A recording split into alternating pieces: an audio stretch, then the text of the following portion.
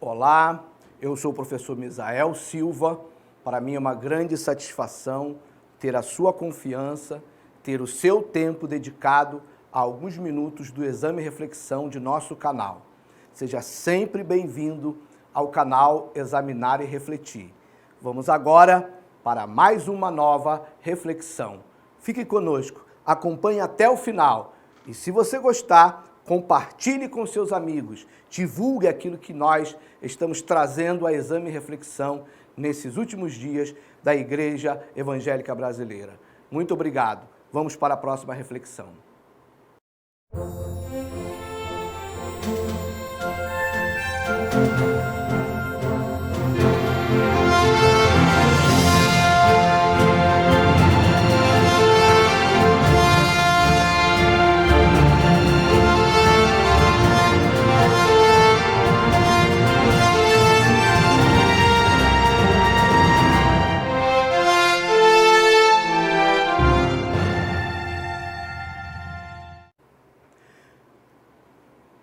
Bem, antes de nós iniciarmos a reflexão 26, eu quero falar que seria importante você buscar a reflexão 25, a reflexão anterior, porque nós estamos fazendo uma espécie de reflexões prévias que vão servir também de embasamento para uma condução específica que nós vamos fazer nessa nova etapa do canal.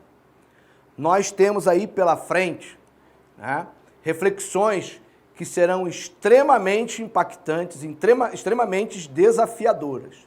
E é importante que você tenha em mente aquilo que nós falamos na reflexão 25 e aquilo que nós vamos falar na reflexão 26, que inclusive vai estar dividida em duas partes.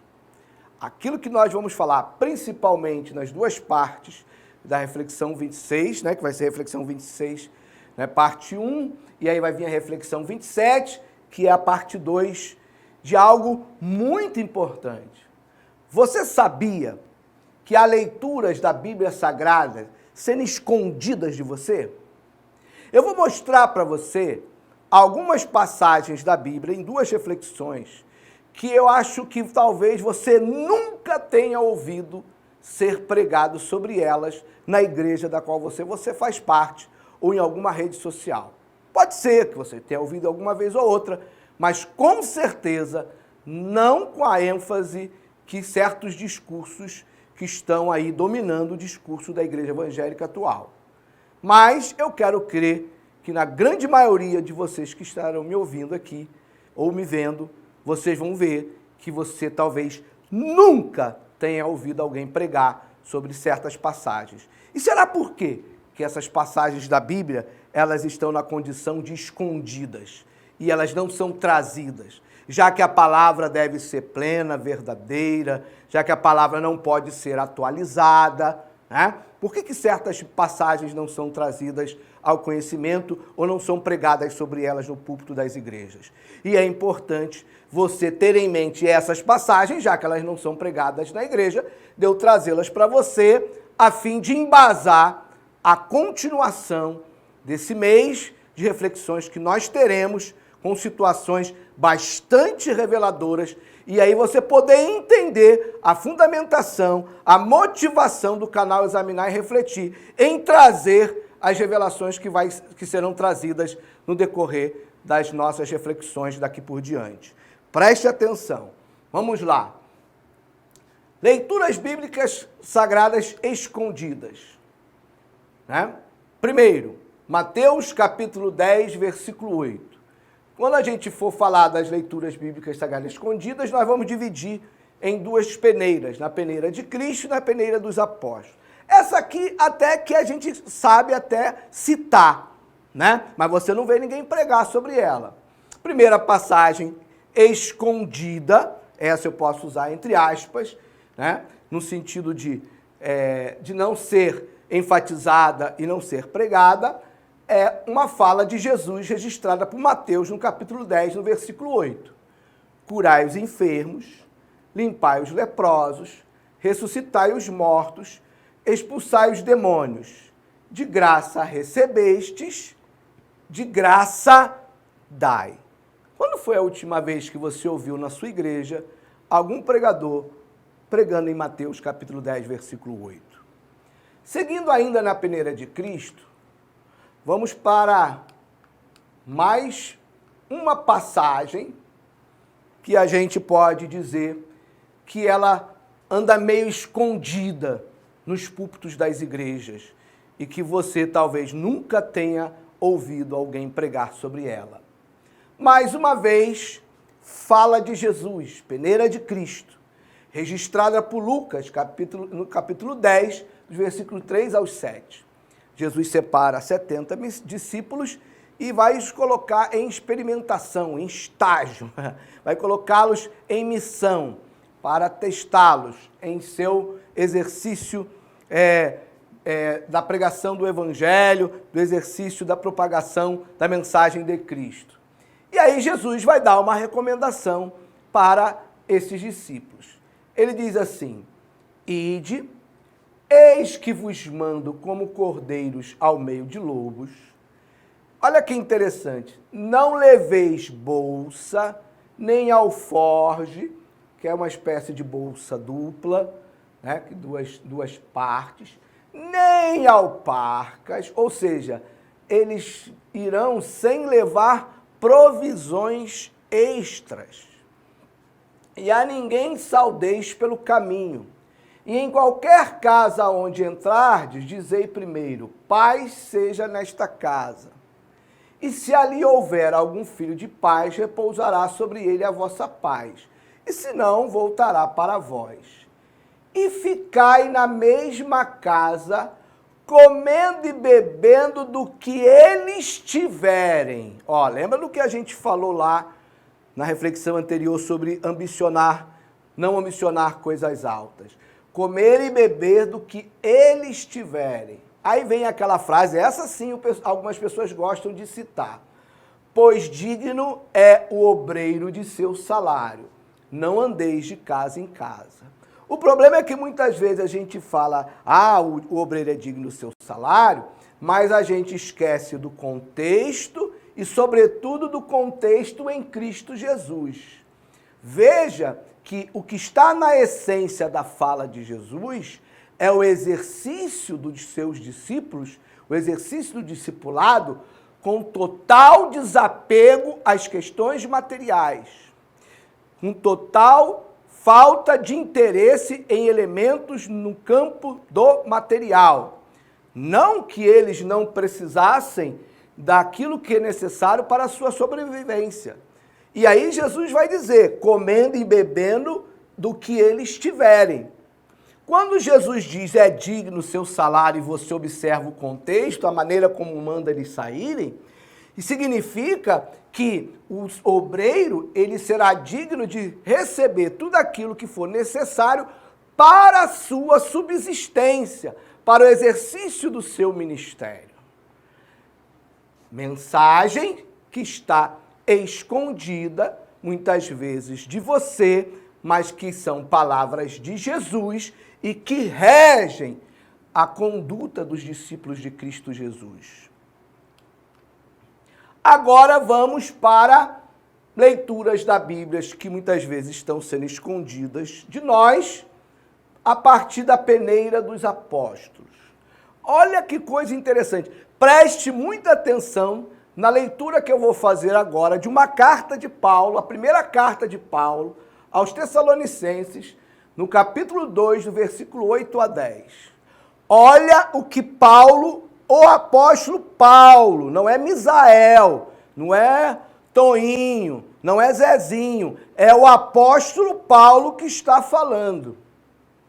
Assim, por causa do grande afeto por vós, decidimos dar-lhes não somente o Evangelho de Deus, mas igualmente a nossa própria vida, tendo em vista que vos tornastes muito amados por nós, porque certamente vos recordais, caros irmãos, do nosso dedicado e extenuante ministério, e de como, noite e dia, trabalhamos, noite e dia, trabalhamos, para não vivermos à custa de nenhum de vós. Vou repetir, é Paulo que está falando. Noite e dia trabalhamos para não vivermos à custa de nenhum de vós. Não que em determinado momento Paulo não tenha dependido de ofertas e de ajuda. Mas o que nós queremos tirar da essência daqui é que não havia uma conduta por parte dos apóstolos de Cristo Jesus de fazer acúmulo financeiro e muito menos acúmulo patrimonial. O que eles estavam em busca era daquilo que era o necessário, básico, para que eles pudessem fazer o evangelho, simples assim. E quando eles percebiam uma necessidade da igreja, dos irmãos, eles trabalhavam para não viver às custas das pessoas. Você acha que a vida das pessoas da igreja naquela época era fácil? Você acha que dispor de recursos financeiros naquela época era fácil para os irmãos da igreja? Paulo sabia disso. Então, noite e dia trabalhamos para não vivermos à custa de nenhum de vós, enquanto vos comunicávamos o evangelho de Jesus. Ou seja, ele comunicava o evangelho e ao mesmo tempo trabalhava para não viver à custa dos irmãos. Vós e Deus sois testemunhas de como nos portamos de maneira santa, justa e irrepreensível entre vós, os que credes. Quando é que você ouviu essa passagem da Bíblia ser lida na sua igreja? Quando foi a última vez que alguém pregou e citou essa passagem na Bíblia? Essa passagem da Bíblia, frente ao que estamos vendo hoje em grande parte da igreja brasileira, ela está sendo preservada, ela está sendo respeitada, e não respeitar a Bíblia, e não respeitar o que Cristo diz, e não respeitar o exemplo do apóstolo, é pelo Espírito Santo ou é pelo anticristo? Outra passagem na peneira dos apóstolos, outra carta, segunda carta de Paulo aos Tessalonicenses, capítulo 3, do versículo 7 ao versículo 9. Já leram essa passagem aí na sua igreja? Já pregaram sobre ela aí na sua igreja? Principalmente na hora de pedir dízimo, oferta. Já pregaram nessa passagem? Acho que não, né? Não devem ter pregado, não. Diz assim Paulo: porquanto vós mesmos sabeis como deveis seguir o nosso exemplo, pois não vivemos de forma ociosa durante o tempo em que tivemos convosco, nem comíamos de graça dos alimentos de ninguém. Pelo contrário, trabalhávamos dia e noite com esforço e fadiga. Vou repetir, já que você talvez nunca tenha ouvido isso no púlpito da sua igreja. Nem comíamos de graça dos alimentos de ninguém, pelo contrário, trabalhávamos dia e noite com esforço e fadiga, a fim de não sermos pesados a nenhum de vós. Não porque não tivéssemos esse direito assegurado. Paulo até reconhece ter direito, mas porque era nosso objetivo vos oferecer exemplo. Olha que coisa bacana! O exemplo que Paulo quis dar para os irmãos era de não levar uma vida ociosa, era de, com o esforço do trabalho dele, ganhar aquilo que era necessário para ele sobreviver, para ele se alimentar, para não ser pesado aos irmãos e com isso dar exemplo. E hoje em dia, qual é o exemplo que tem sido dado? Qual é o discurso que tem sido apresentado a você a respeito dos nossos grandes líderes evangélicos da igreja brasileira atual? e diferentes denominações. Aqui a gente não fala de denominação, a gente fala de práticas, de fatos.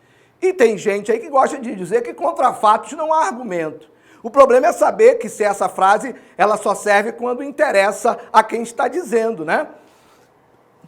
A palavra de Cristo foi atualizada. Houve uma discussão tão grande recentemente aí sobre não atualizar a Bíblia, mas quando a gente lê essas coisas aqui e a gente vê o que se pratica, o que se fala nos discursos das igrejas, não parece para você que atualizaram a Bíblia, não? Eu tenho essa sensação que atualizaram a Bíblia. Vou repetir. Trabalhávamos dia e noite com esforço e fadiga, a fim de não sermos pesados a nenhum de nós. Não porque não tivéssemos esse direito assegurado, mas porque era objetivo vos oferecer exemplo. Porque tem uma passagem ainda na carta de Paulo aos Tessalonicenses que ele diz que aquele que não trabalhe, não coma. Então ele tinha que dar exemplo, ele tinha que trabalhar para comer.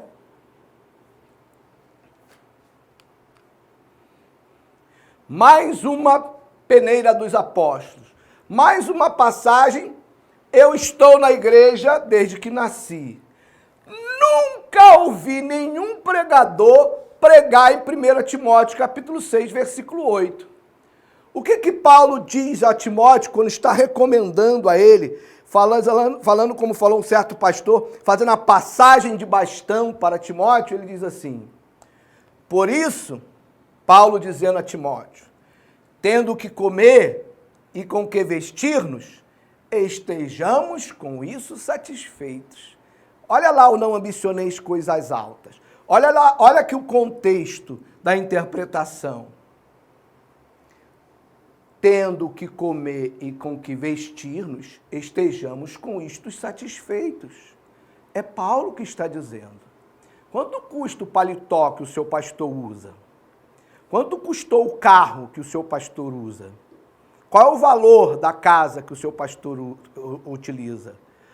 Mas é um direito dele. É um direito dele, sim. No mundo... Lembrando uma coisa muito importante. Aqui o julgamento é no reino de Cristo. Não é no reino secular. Não é no reino do mundo social. No reino do mundo social, você pode seguir os princípios da Receita Federal, você pode seguir os princípios dos ministérios públicos, você pode seguir as regras da Constituição, das leis, está tudo direitinho. Mas uma coisa é o reino de César, outra coisa é o reino de Deus. Aqui no reino de Deus, no reino de Cristo, o papo é diferente, meu caro. A conversa é outra. Os parâmetros são outros. E você não pode se colocar acima de Cristo e acima dos apóstolos. Porque quem se coloca acima do anticristo, acima de Cristo, está a serviço do anticristo e não a serviço do evangelho de Cristo. Inscreva-se no nosso canal. Ative o sininho para receber as notificações, os avisos de novas reflexões e deixe o seu like. Compartilhe esse vídeo. Propague isso.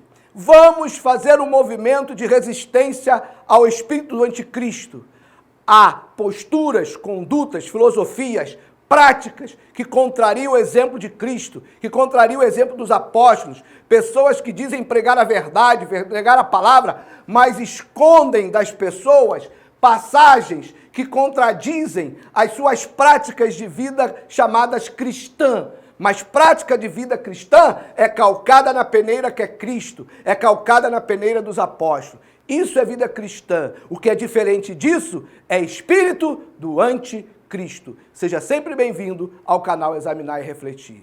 Muito obrigado.